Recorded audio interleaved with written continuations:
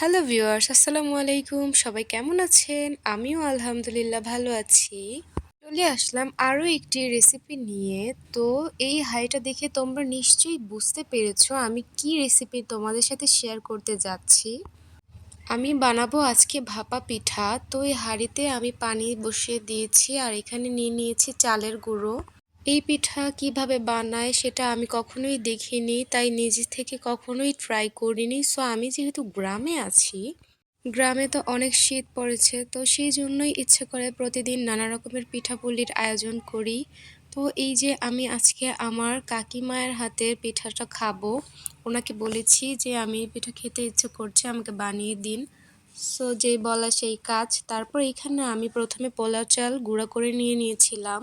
তারপর আমি লবণ দিয়েছি আর পানি দিয়ে এটাকে কিছুক্ষণ মিক্স করেছি। দেন হচ্ছে একটা চালনি নিয়ে এটাকে চেলে নিচ্ছি। দেখতেই পাচ্ছেন কি সুন্দর করে চেলে নিচ্ছিল আর আমি সাইড থেকে ভিডিও করছিলাম। আর আমি পাশাপাশি শিখেও নিচ্ছিলাম যে কিভাবে করতে হয়। দেন দেখেন পানিটা কিন্তু বলক উঠে গিয়েছে, আর এরকম যখন দেখতে পাবেন যে বলক উঠে যায় তখনই কিন্তু পানিটা গরম হয়ে গিয়েছে, আর এই ভাবেই কিন্তু পিঠাটা হয়ে যাবে।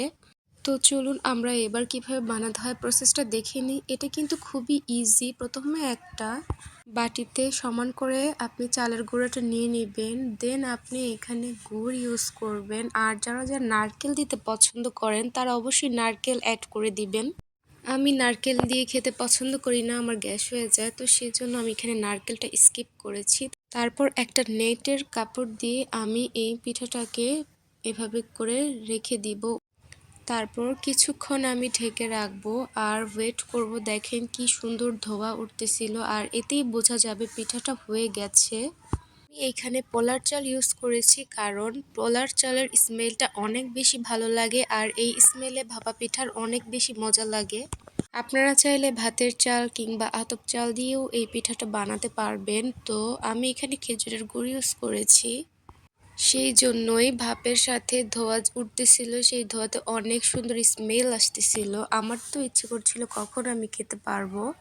আমি যদিও তেমন একটা এই পিঠা পছন্দ করি না, তো আমার এটা বানানো দেখতে খুবই ভালো লাগে, তাই আমি এটা বানাতে বলেছিলাম। তারপর এই যে দেখেন আমরা কিন্তু এই পিঠাটা মাটির চুলায় বানাচ্ছিলাম, তার জন্যই আরও বেশি ভালো লাগছিল। মাটির চুলায় এইরকম শীতের রাতে বসে বসে গরম গরম পিঠা বানাতে দেখলে বা খেতে নিলে কিন্তু অবশ্যই অনেক বেশি ভালো লাগে। তো আমিও খুব এনজয় করতেছিলাম সবার সাথে, আর পিঠা বানানো শিখে নিচ্ছিলাম।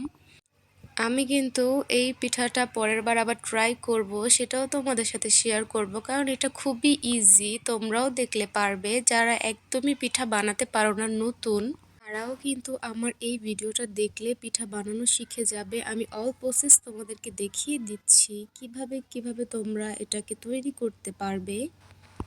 খুব সুন্দর করে দেখো পিঠাগুলো হয়ে যাচ্ছিল, আর এটা তোমরা চাইলে একটা ঢাকনা দিয়ে ঢেকে দিতে পারবে, বাট আমারটা ঢাকনার প্রয়োজন হয়নি। সো এভাবেই আমার চাচি আম্মা সুন্দর করে পিঠাগুলো একের পর এক বানিয়ে নিচ্ছে। আর এই যে মিথিলা, ও ট্রাই করছিল। এই পিঠা বানাতে গেলে কিন্তু একটা জিনিস অবশ্যই মোস্ট ইম্পর্টেন্ট খেয়াল রাখতে হবে, যেটা হলো পানি শুকিয়ে যেতে পারে জালের কারণে।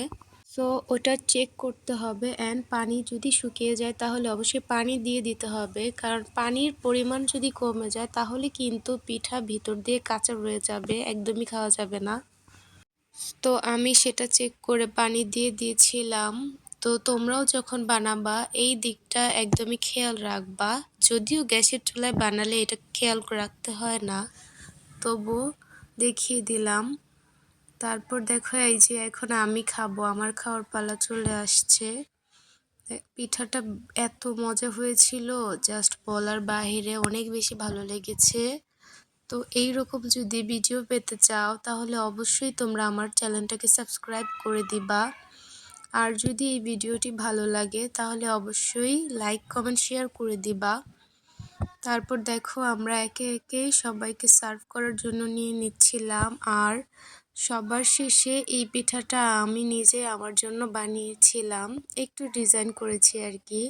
তো এই পিঠাটা খেতেও কিন্তু বেশ মজা হয়েছিল। নেক্সট ভিডিওতে তোমাদের সাথে অন্য কোনো রেসিপি শেয়ার করব। ততক্ষণের জন্য তোমরা ভালো থাকো। আল্লাহ হাফেজ।